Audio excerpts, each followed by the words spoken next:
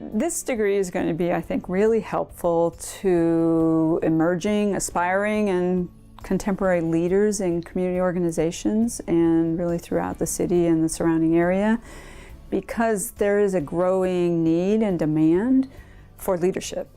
In many ways, this is a program that focuses on issues of civic concern, of civic caring, of social justice challenges that so many of our communities are facing. This is an opportunity for people to build their skills, to build their technical skills, to build that contextual knowledge, and to really think through with others what the challenges of leadership are in this time.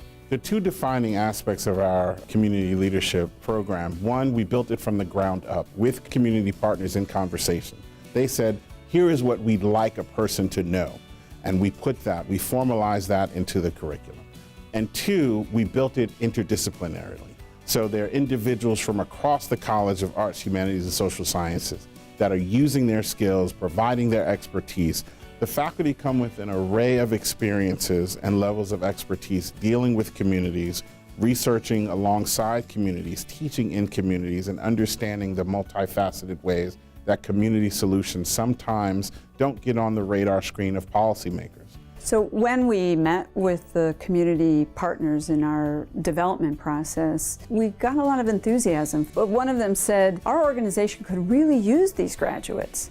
These graduates will be helpful to us. And so we're very excited about the possibilities of the kind of workforce that you're going to be building for community-based organizations.